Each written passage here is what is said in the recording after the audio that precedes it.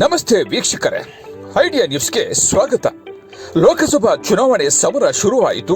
ಕೋಲಾರದಲ್ಲಿ ಮೊಟ್ಟ ಮೊದಲನೇ ಬಾರಿಗೆ ಈ ಬಾರಿ ಬಿಜೆಪಿ ಜೆಡಿಎಸ್ ಮೈತ್ರಿ ಅಭ್ಯರ್ಥಿಯಾಗಿ ಮುನಿಸ್ವಾಮಿ ಮಲ್ಲೇಶ್ ಬಾಬು ಎಂಬುವರು ಆಯ್ಕೆಯಾಗಿದ್ದಾರೆ. ಬಂಗಾರಪೇಟೆಯಲ್ಲಿ 2 ಬಾರಿ ಸ್ವತಂತ್ರ ವ್ಯಕ್ತಿ ಮಲ್ಲೇಶ್ ಬಾಬು ಅವರು ಈ ಬಾರಿ ಕೋಲಾರ ಲೋಕಸಭಾ ಚುನಾವಣೆ ಅಭ್ಯರ್ಥಿಯಾಗಿ ಆಯ್ಕೆಯಾಗಿದ್ದಾರೆ. ಈ ಸಂದರ್ಭದಲ್ಲಿ ಕೋಲಾರದಲ್ಲಿ ಮೊಟ್ಟ ಮೊದಲನೇ ಬಾರಿಗೆ ಬಿಜೆಪಿ ಜೆಡಿಎಸ್ ಎಲ್ಲ ಕಾರ್ಯಕರ್ತರು, ಮುಖಂಡರು, ಶಾಸಕರು, ಮಾಜಿ ಶಾಸಕರು ಎಲ್ಲರೂ ಕೂಡ ಸೇರಿ ಇಂದು ಸಮನ್ವಯ ಸಭೆಯನ್ನು ಕೂಡ ಮಾಡಲಾಯಿತು. ಈ ಸಭೆಯಲ್ಲಿ ಮುಳುಬಾಗಿಲು ಶಾಸಕರು ಸಮೃದ್ಧಿ ಮಂಜುನಾಥ್ ಅವರು ಒಂದು ಧ್ವನಿಯನ್ನ ಎತ್ತಿದ್ರು. ಏನು ಆ ಧ್ವನಿ ಅಂದ್ರೆ, ಈ ಬಾರಿ ನೀವು ಸ್ಥಳೀಯ ವ್ಯಕ್ತಿಗೆ ಮತ ಹಾಕ್ತೀರಾ, ಬೆಂಗಳೂರಿನಿಂದ ಬಂದಿರತಕ್ಕಂಥ ಅಭ್ಯರ್ಥಿಗೆ ಮತ ಹಾಕ್ತೀರಾ ಅನ್ನೋ ಒಂದು ಧ್ವನಿಯನ್ನ ಎತ್ತಿದ್ದಾರೆ. ಇವತ್ತು ಈ ಧ್ವನಿ ಇಡೀ ಕೋಲಾರೇ ಇದರ ಬಗ್ಗೆ ಯೋಚನೆ ಮಾಡ್ತಾ ಇದ್ದೆ. ಹೌದು, ಈ ಬಾರಿ ನಾವು ಸ್ಥಳೀಯರಿಗೆ ಮತ ಹಾಕ್ಬೇಕಾ, ಬೆಂಗಳೂರಿನಿಂದ ಬಂದವರಿಗೆ ನಾವು ಮತ ಹಾಕ್ಬೇಕಾ ಅನ್ನೋದು ಸುದ್ದಿ ಹರಡುತ್ತಿದೆ. ಬನ್ನಿ ಅವ್ರು ಯಾವ ರೀತಿ ಮಾತನಾಡಿದ್ದಾರೆ ಅನ್ನೋದನ್ನ ಸ್ವಲ್ಪ ತಿಳಿಯೋಣ.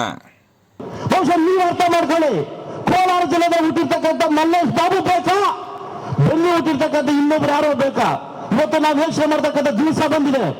ಬಹುಶಃ ನೀವು ಅರ್ಥ ಮಾಡ್ಕೊಳ್ಳಿ, ಕೋಲಾರ ಜಿಲ್ಲೆಗೆ ಹುಟ್ಟಿರ್ತಕ್ಕಂಥ ಮಲ್ಲೇಶ್ ಬಾಬು ಬೇಕಾ, ಬೆಂಗಳೂರು ಹುಟ್ಟಿರ್ತಕ್ಕಂಥ ಇನ್ನೊಬ್ರು ಯಾರೋ ಬೇಕಾ? ಇವತ್ತು ನಾವು ಯೋಚನೆ ಮಾಡ್ತಕ್ಕಂಥ ದಿವಸ ಬಂದಿದೆ.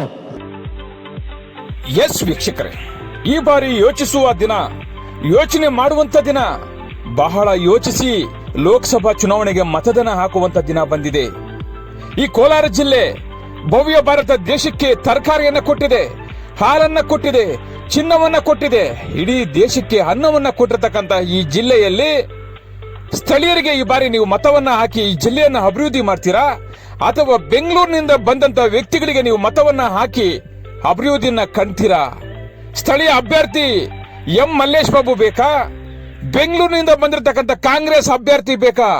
ಯೋಚಿಸಿ ಮತದಾನ ಮಾಡುವ ದಿನಗಳು ಬಂದಿದೆ ಎಂದು ಈ ಬಾರಿ ಮುಳುಬಾಗಿಲಿನ ಶಾಸಕರಾದಂತಹ ಸಮೃದ್ಧಿ ಮಂಜುನಾಥ್ ಅವರು ಈ ಧ್ವನಿಯನ್ನ ಎತ್ತಿದ್ದಾರೆ.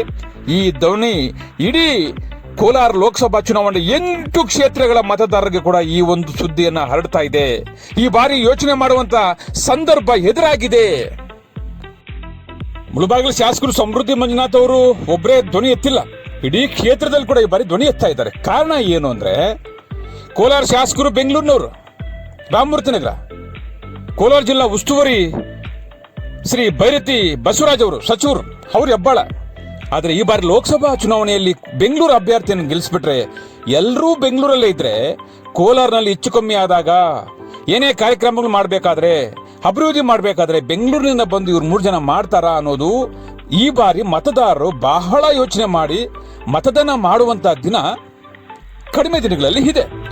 ಎಲ್ಲರೂ ಕೂಡ ಯೋಚನೆ ಮಾಡ್ತಾ ಇದ್ದಾರೆ. ಇದು ನಾವು ಹೇಳ್ತಿರತಕ್ಕಂಥ ಮಾತಲ್ಲ, ಮತದಾರರು ಮತ್ತೆ ಜೆಡಿಎಸ್ ಬಿಜೆಪಿ ಶಾಸಕರುಗಳು, ಮಾಜಿ ಶಾಸಕರುಗಳು ಎಲ್ಲರೂ ಕೂಡ ಈ ಧ್ವನಿಯನ್ನ ಈ ಬಾರಿ ಜಿಲ್ಲೆಯಲ್ಲಿ ಎತ್ತಿದ್ದಾರೆ. ಸ್ಥಳೀಯರು ಬೇಕಾ ಅಥವಾ ಬೆಂಗಳೂರಿನವ್ರು ಬೇಕಾ? ಸ್ಥಳೀಯ ಅಭ್ಯರ್ಥಿ ಎಂ ಮಲ್ಲೇಶ್ ಬಾಬು ಅವರು ಬೇಕಾ ಅಥವಾ ಬೆಂಗಳೂರಿನಿಂದ ಬಂದಿರತಕ್ಕಂಥ ಕಾಂಗ್ರೆಸ್ ಅಭ್ಯರ್ಥಿ ಬೇಕಾ ಅನ್ನೋ ಧ್ವನಿ ಇಡೀ ಜಿಲ್ಲೆಯಲ್ಲಿ ಕೂಡ ಇದು ಸದ್ದಾಗಿದೆ.